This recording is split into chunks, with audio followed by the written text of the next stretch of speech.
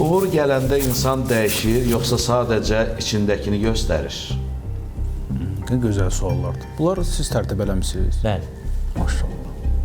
Buyurun. Çox həssas, hamısı həssasdır, həssas mövzulardır. Dərin danışmaq istəyirsən danışmaq istəyir mövzuları. və doğrudan da yəni adam, mən çox vaxt bu mövzuları efirdə deyirəm, öz fikrimi deyirəm. Ne diyeyim? Məncə elə içindəkini çıxardır. Məncə insan zamanla özünü göstərir, öz içalatının içində nə varsa onu biruza verdirir. Və deyir, dostu yolda tanıyırsan, belə bir mövzular var. Bu da belədir. Yəni insan populyarlaşdıqca kim olduğunu, hansı dərəcəli insan olduğunu, pul qazandıqca, populyarlaşanda pul da qazanırsan. Məndə olub həyatımda bir müddət oldu ki, məsələn, çox pul gəldi, dayanmadı və artıq gördüm ki, evdə də davranışlarım dəyişilir.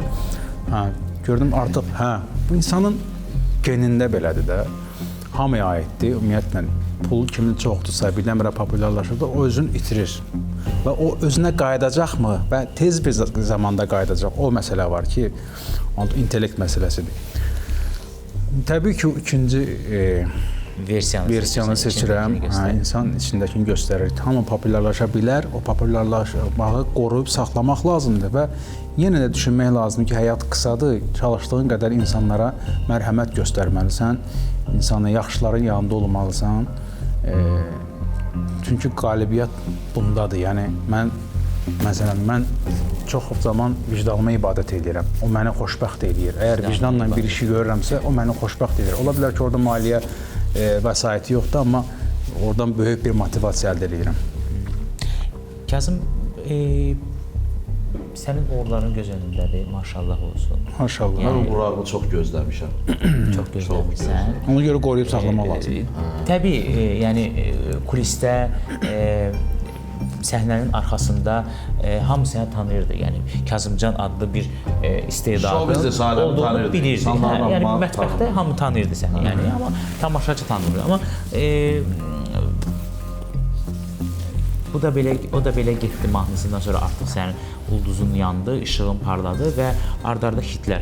Sən dəyişdiyini ümumiyyətlə hiss edirsən ki, sən dəyişmirsən, amma səmimi cavab istəyirsən. Təbii ki, dəyişmişəm.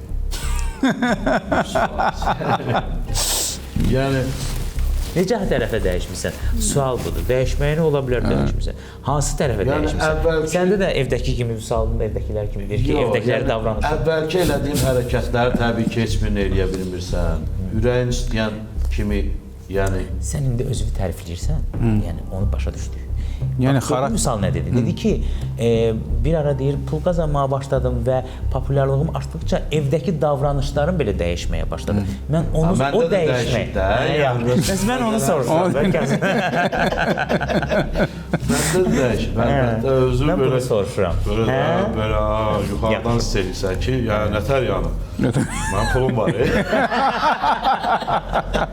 Artıq vacib insana. Amma təbii ki, insanlığı yerə əldən verməyəcək. Əlbəttə. O çox vacib bir məsələdir. Ümumiyyətlə, mən düşünürəm ki, bizim cəmiyyətdə mi belə problem var, yoxsa bütün dünyada çox vaxt səmimiyyət avamlıq kimi qəbul olunur. Mən nə vaxt səmimi olmuşam? İndi belə olub. Əvvəl belə deyil. Mən nə vaxt səmimi oluram, nə vaxt çalışıram ki, yardım edim. Ən böyük hörmətlilik. Məsələn, mən yardım etmək istəyirəm, məni imkanlı bir insan kimi qəbul edirlər. Məndən tez-tez artıq borc istəyirlər, baxırsan. Ya səmimi olursan ki, artıq sənə zarafat edirlər.